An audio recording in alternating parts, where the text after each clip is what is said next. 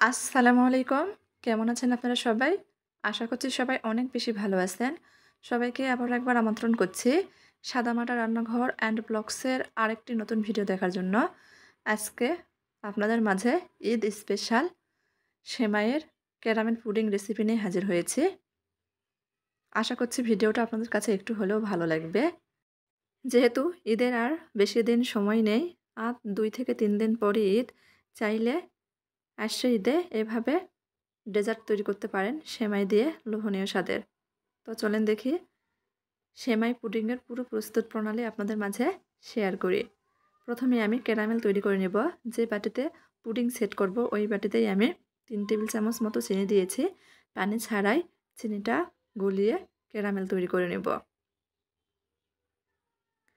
Caramel তৈরি করে পুডিংটা তৈরি করলে পুডিংয়ের কালারটা কিন্তু খুব সুন্দর আসে, দেখতে ভালো লাগে। অনবরত নেড়ে চেড়ে চিনিটা গলে নিয়েছি, সুন্দর কালার চলে আসছে। আমি আরেকটু কালার করে নেব। আপনারা আপনাদের পছন্দ মতো ক্যারামেলের কালারটা করে নিতে পারেন, তবে অতিরিক্ত কালার করা যাবে না, সেক্ষেত্রে পুড়ে যাবে, খেতে তিতা লাগবে। সুন্দর কালার এসেছে, চুলা বন্ধ করে দিয়েছি। এখন ঘুরিয়ে ঘুরিয়ে পুরো পাত্রে ক্যারামেলটা সেট করে নিয়েছি। অপেক্ষা করব ঠান্ডা হয়ে যাওয়া পর্যন্ত। এদিকে ঠান্ডা হতে থাক, চুলার উপর ফ্রাই প্যান বসিয়ে দিয়েছি। ১ টেবিল চামচ মতো ঘি দিয়ে দিব। ঘিটা গরম হয়ে আসলে এখানে সেমাই দিয়ে দিব। আজকে আমি ভার্মিচেলি সেমাইয়ের পুডিংটা তৈরি করব। এই সেমাইটা একটু ঘিয়ে ভেজে নিলে খেতে কিন্তু ভীষণ মজার হয়ে থাকে। চুলার আঁচটা লো হিটে করে রেখে আমি সেমাইটা ভেজে নেব। তবে এখানে লাচ্চা সেমাই দিয়েও কিন্তু এই পুডিংটা তৈরি করা যাবে। সেক্ষেত্রেও খেতে কিন্তু অসম্ভব মজার হবে। অনবরত নেড়েচেড়ে সেমাইটা ভেজে নিয়েছি। সেমাইয়ের মধ্যে খুব সুন্দর একটা কালার চলে আসছে। চুলাটা বন্ধ করে দিব। সেমাইটা এই পাশে ঠান্ডা করে নেব। এদিকে একটা বাটি নিয়েছি। বাটির মধ্যে ৩টা ডিম ভেঙে দিয়ে দিব। আর হাফ কাপ মতো চিনি দিয়ে দিব। মিষ্টিটা যে যার স্বাদ মতো ব্যবহার করতে পারেন।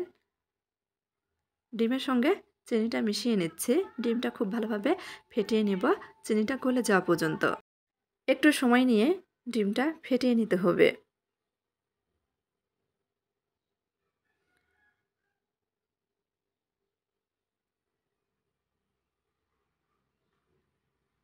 কিছুক্ষণ ডিমটা ফেটিয়ে নিয়েছি। চিনিটা প্রায় গলে গিয়েছে। এ পর্যায়ে এখানে আমি চিমটি মতো লবণ দিয়ে দিব। যে কোনো মিষ্টি খাবারের মধ্যে সামান্য পরিমাণ লবণ দিলে মিষ্টির স্বাদটা কিন্তু ভালো বোঝা যায়, খেতে ভালো লাগে। চাইলে লবণটা কিন্তু স্কিপ করা যাবে। লবণটা দিয়ে আবারও খুব ভালোভাবে মিশিয়ে নেব। আর মিনিট খানেক মতো ডিমটা ফেটিয়ে নেব।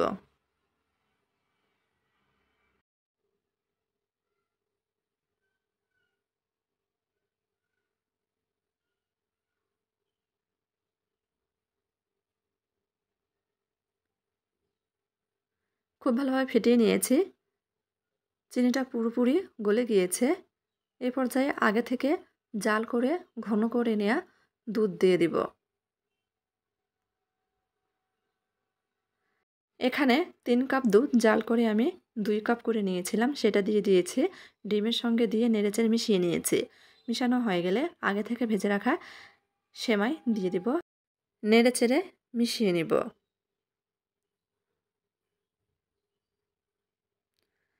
যে সেমাইটা আমি ভেজেছিলাম সেমাইয়ের পুরোটাই আমি দিয়ে দিয়েছি। এখন নেড়েচেড়ে মিশিয়ে নিচ্ছি। খুব ভালোভাবে মেশানো হয়ে গেলে যে পাত্রে আমরা ক্যারামেল তৈরি করেছিলাম ক্যারামেলটাও ঠান্ডা হয়ে সেট হয়ে গেছে।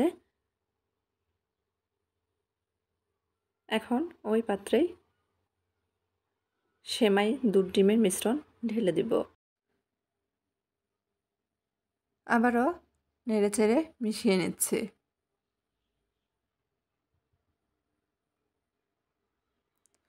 মিশানো হয়ে গেলে পাত্রটা ঢাকনা দিয়ে আটকে দিব, যাতে কোনো প্রকার হাওয়া বাতাস না ঢুকতে পারে।